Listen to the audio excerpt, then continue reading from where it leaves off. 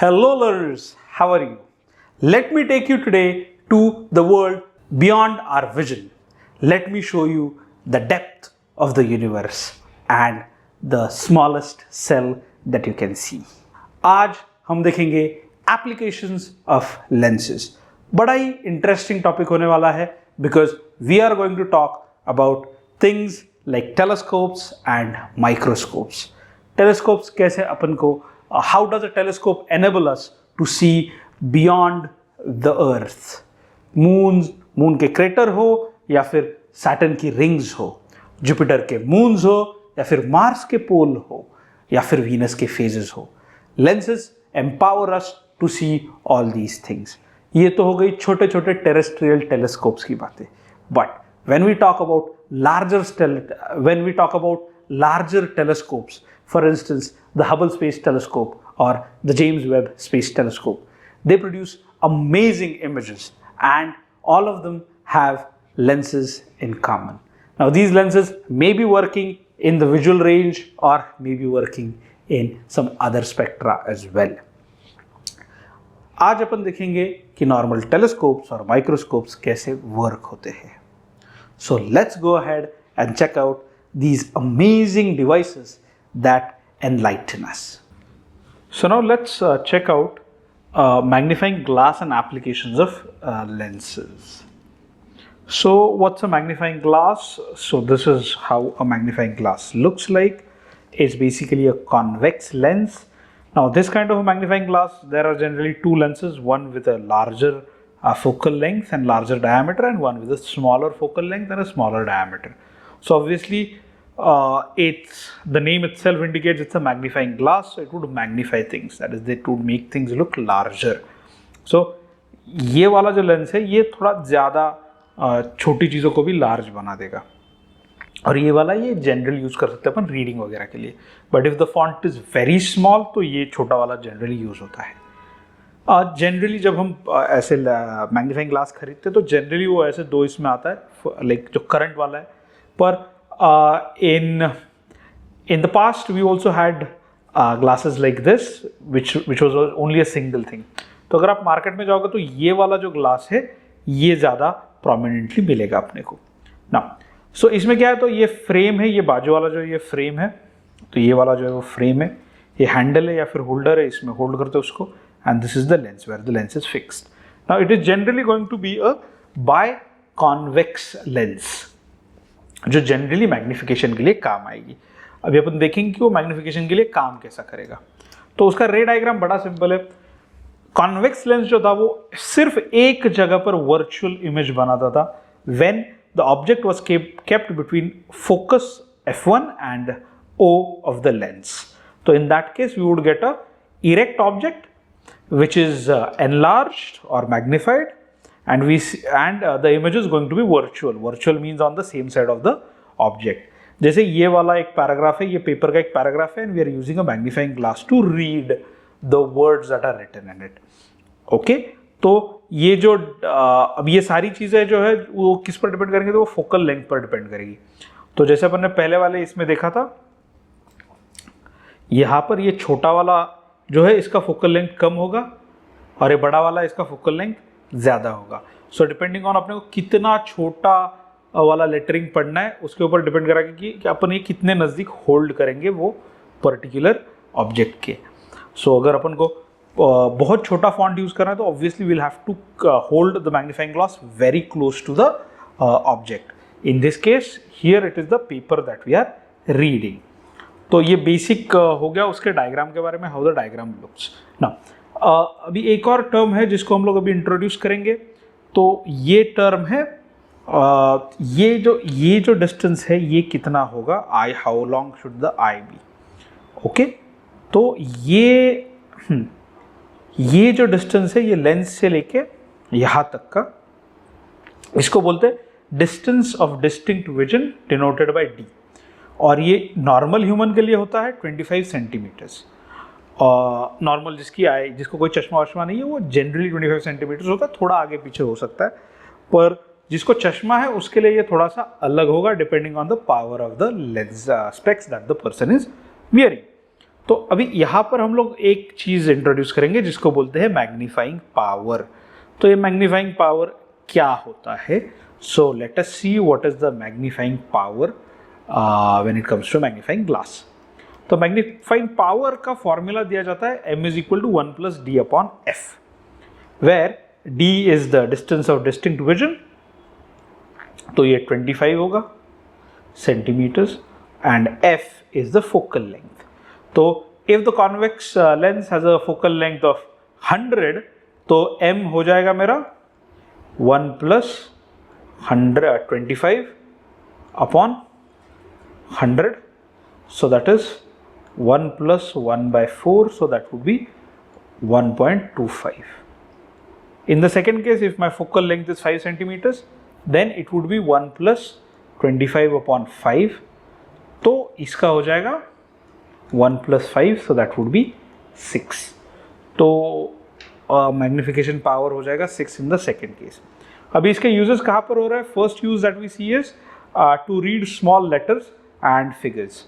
तो जब भी डिटेलिंग अपने को चेक करनी होती है, तो if you have a jeweller और if you have a old artefact dealer और a curator in a museum, they would always use a magnifying glass to check the details. Say engravings हो गया monuments पे, या फिर से diamond या फिर ज्वेलरी है उनका ग्रेडिंग हो गया, तो इसके लिए वो यूज़ करेंगे magnifying glass, obviously of various focal lengths. Now, it is used by watchmakers. Watchmakers कई बार इनको यूज़ करते हैं to see the parts. Watches के parts बहुत छोटे होते हैं, the screws are very small, so it is always kept under the under a magnifying glass, and then they actually repair the watch. Now, in optical instruments such as traveling microscopes, spectrometers, magnifying glasses is provided above the vernier scale.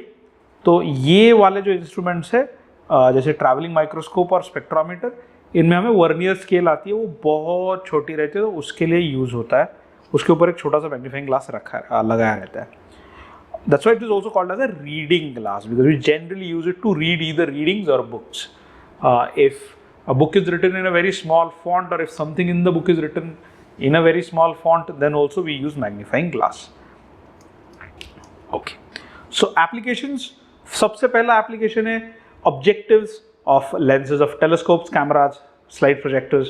तो ये slide projector है, ये objective है। Objective मतलब ये बाहर वाली lens है। तो आप देखोगे इसकी भी और इसकी भी। अब ये वेरी स्पेशल टाइप का टेलीस्कोप है, इसको गैलीलियन टेलीस्कोप बोलते हैं। तो जिसमें दो लेंसेज यूज होती है, एक लेंस यहाँ पर रहती है, it's a combination of lenses here and a combination of lenses here. This combination is called as objective, this combination is called as eyepiece. तो ये वाले जो सारी चीज़ है ये आई पीस है। तो ये कहाँ पर बैठते हैं? ये इधर ये वाले एंड पे बैठते हैं ऐसे। Okay, camera, majority of the people have seen cameras, तो उनमें ये जो बाहर वाली लेंस होती है वो जनरली कॉन्वेक्स लेंस रहेगी और मैग्नीफाइंग ग्लास रहेगा।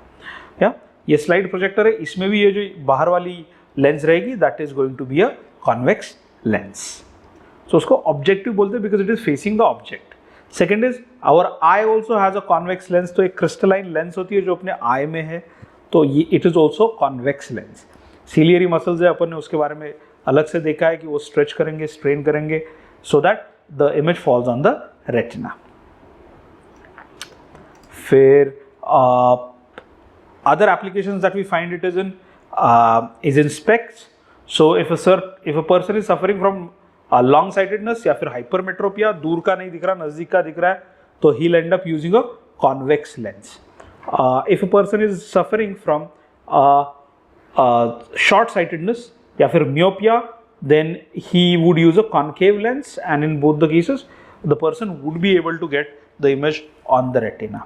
पहली वाली में इमेज जो है वो रेटिना के पीछे पड़ता है, दूसरी वाली में जो इमेज है वो रेटिना के आगे पड़ता है, इसलिए टू कन्वर्ज या फिर डाइवर्ज डिपेंड करता है कि शॉर्ट साइटेडनेस है या फिर फार साइटेडनेस है।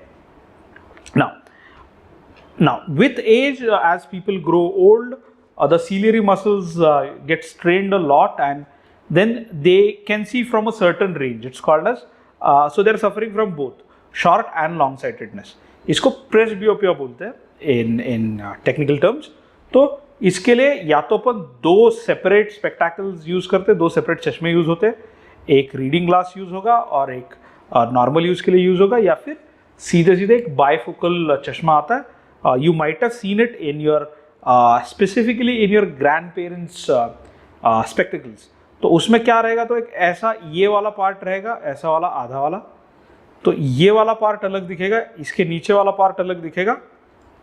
You can give it a try, you can check out, you can borrow it from your grandparents and check out कि ये वाला पार्ट जो है वो उसका फोकल लेंथ अलग रहेगा और ये वाला पार्ट जो उसका फोकल लेंथ अलग रहेगा. सो इसको बाइफोकल लेंस बोलते हैं, क्योंकि आधे पार्ट में उसको कॉन्वेक्स होना पड़ता है, आधे पार्ट में उसको कॉन्केव होना पड़ता है, because the people are suffering from short sightedness and long sightedness as well at the same time. उसके बाद आता है magnifying glass as a lens as a magnifying glass. तो सारे मैग्नीफाइंग ग्लासेस में लेंस यूज होती है, जैसे हमने ऑलरेडी पहले डिस्कस किया था इन द फर्स्ट पार्ट. फिर आता है कॉलीमेटर्स. तो एक कॉलीमेटर क्या होता है, तो collimator basically we want the light rays to travel parallel to each other. तो ये जनरली फाइबर ऑप्टिक्स में होता है. जब भी हम फाइबर ऑप्टिक्स के सिग्नल्स सेंड करते, जब हमने देखा था कि टोटल इंटरनल रिफ्लेक्शन का सबसे इम्पॉर्टेंट जो एप्लीकेशन था वो फाइबर ऑप्टिक्स था. And what does the fibre optics do, तो it has enhanced the speed of the internet and that's why the internet is so fast as of now. तो एक collimator क्या करेगा, तो एक सिंगल पॉइंट सोर्स को ऐसा एक बीम बना के भेजेगा मोटा वाला, एंड देन सो इसको बोलेंगे, और वो बीम जब आगे चला जाएगा तो उसको रीफोकस भी करना पड़ेगा ऑन द अदर एंड, क्योंकि यहाँ पर मैं डिटेक्टर लगा सकता हूँ टू रीड इट. क्योंकि जब भी मैं ऐसे बीम भेजूंगा थ्रू अ फाइबर ऑप्टिक, तो ऑब्वियसली उसका रिफ्रैक्शन अच्छे से होगा and it would go for a longer distance. We also, so this is a collimator. तो ये फाइबर ऑप्टिक्स में ऐसे यूज होता है. It is also used in spectroscopes. So उसमें इस तरह से कॉन्वेक्स लेंसेज यूज होंगे to obtain a parallel beam of light.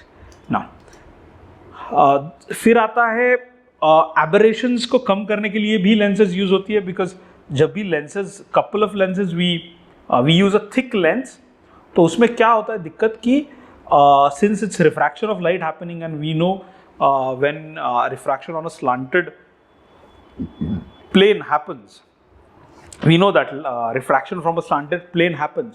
तो जो ब्लू वाला है वो ज़्यादा रिफ्रैक्ट होगा, जो रेड वाला है वो कम रिफ्रैक्ट होगा. तो ऑब्वियसली ऐसा कुछ तो सिनारियो होगा कि जो रिफ्रैक्शन हो रहा है, जो फोकस पॉइंट है वो 2-3 जगहों पर है. तो this is an out of focus image. तो ये होता है इफ इट्स थिकर लेंस. तो और इससे वो ऐसी ब्लर इमेज आ जाएगी.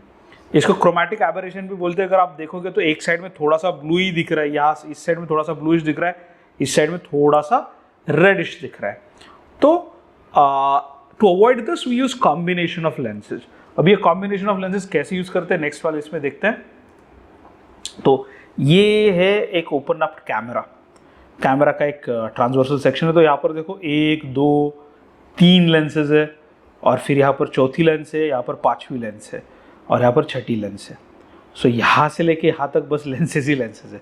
तो we are having a combination, because हमें पता है कि अगर एक मोटी वाली लेंस यूज करूँगा तो इफेक्टिवली मेरा क्रोमैटिक एबरेशन आ जाएगा and it won't be a good idea.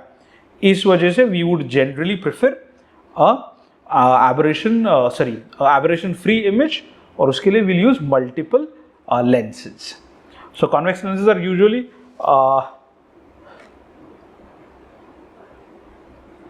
So this is the reason that we use the combination of lenses.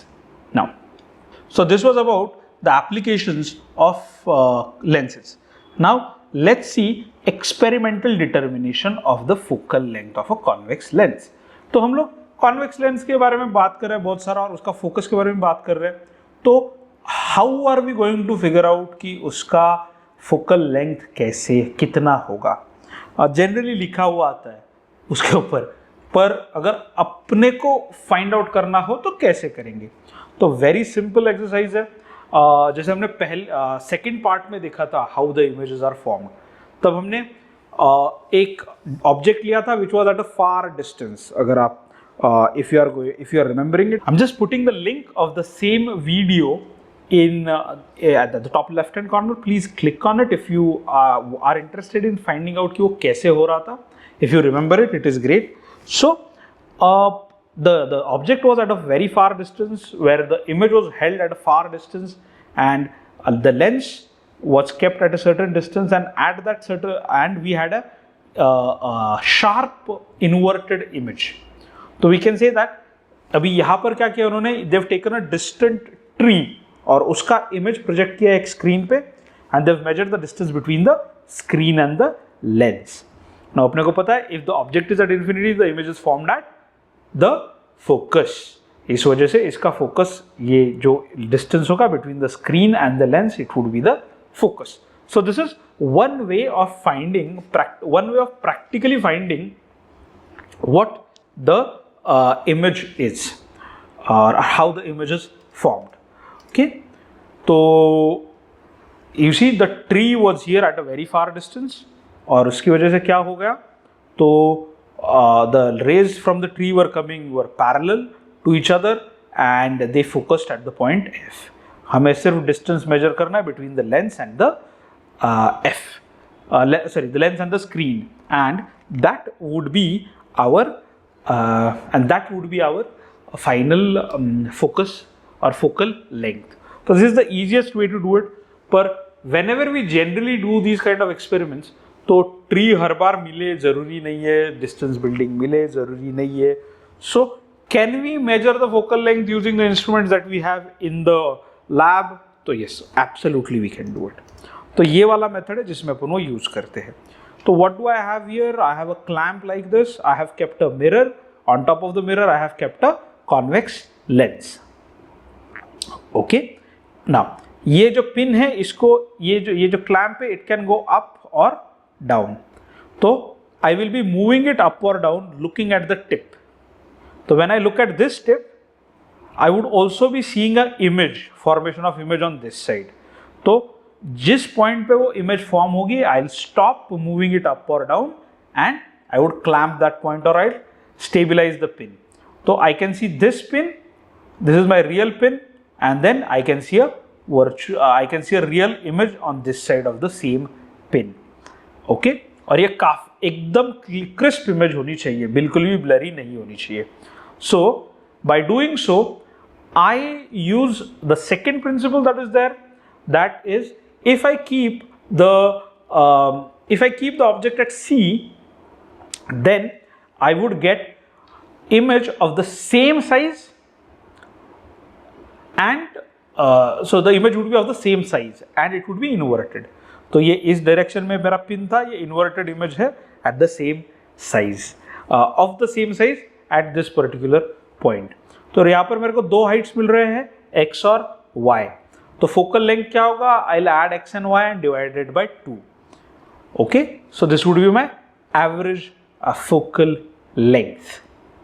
तो बेसिकली इधर क्या हो रहा है, तो इधर we are getting this crisp image and by dividing it by 2 we'll get an average value of the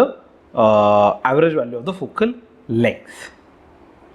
तो इधर कैसे हो रहा है, क्या हो रहा है एग्जैक्टली? तो this is what is happening in the रे डायग्राम्स. तो ये मेरा ओरिजिनल ऑब्जेक्ट था, तो इसके यहाँ से 2 पॉइंट्स निकल रहे हैं, and then there is a image that is formed in the mirror where at infinity. तो मिरर तो इन्फिनिटी पे जा रहा है, and then the rays from it are coming back. So the rays coming back are parallel.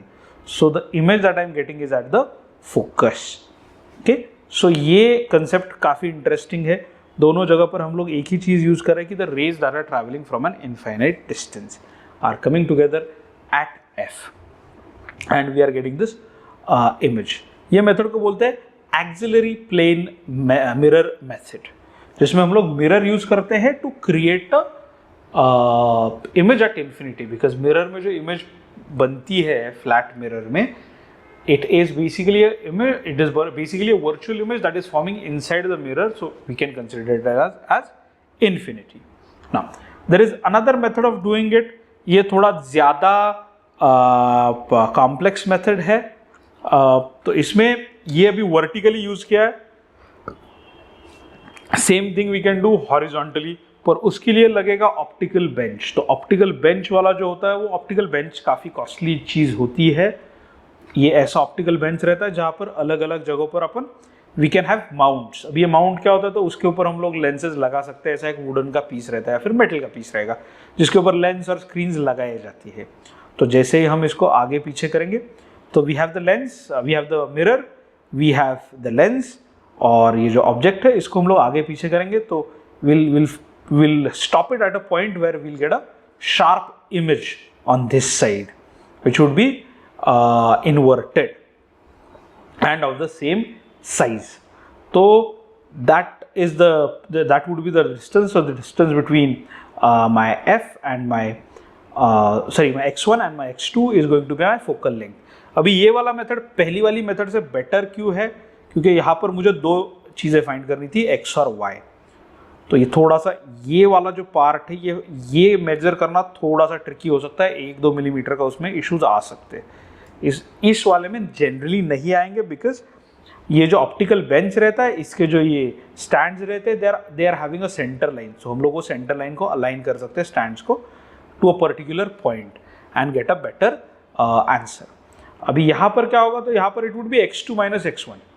पहले वाले में था x1 plus x2 divided by 2, यहाँ पर x2 minus x1 would give us the focal length. So this was about determining focal lengths of convex mirror practically.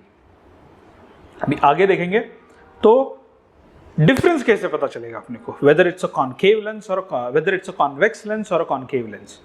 तो अभी देखेंगे कि अपने को डिफरेंस कैसे पता चलेगा whether it's a convex lens or a concave lens। So पहली चीज है by touching। If we touch the lens, the lenses, अभी सिंपल सी बात है कि जो कॉनकेव लेंस होगी वो इस तरह से रहती है,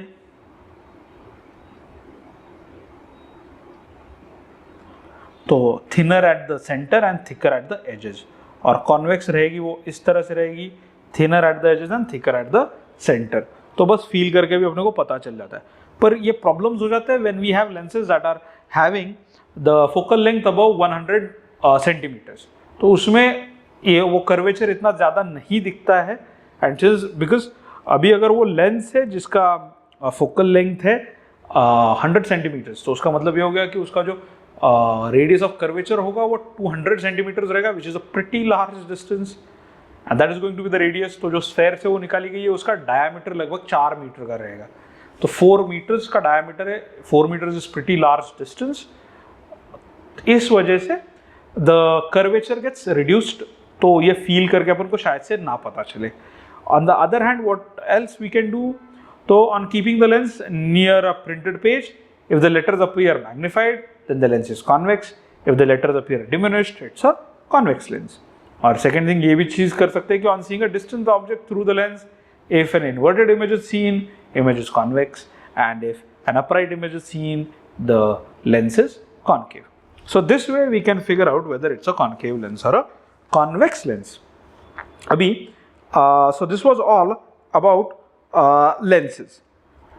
Now we also have one more video related to this topic wherein we are going to do only solved examples on the topic of lenses।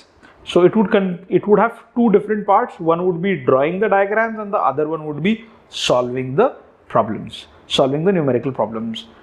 Formula काफ़ी सिंपल है, अपने पास बस तीन ही दो या तीन फॉर्मूलाज हैं, and we just have to juggle around in those 2-3 formulas। But these 2-3 formulas do create a havoc, because इनमें माइनस और प्लस अलग अलग रहता है, कभी माइनस लेना पड़ता है कभी प्लस लेना पड़ता है, अगर वो नहीं आया तो दिक्कतें हो सकती है। तो let's go ahead and see it in the next video. So this was all about lenses, so this was all about magnifying glass and application of lenses। This was Dr. Rishi from the Learners Academy। In this video also we have included a small worksheet। Please try to solve the worksheet. In case you are not able to do it or in case you are having doubts, please make sure that you are contacting us by scanning this QR code or directly on the number. You can just WhatsApp your doubt and we'll be able to help you out। So that was it for today. Thank you for joining. If you found this video interesting, please like it, share it with your friends, and subscribe to the Learners Academy. This was Dr. Rishi from the Learners Academy. Thank you.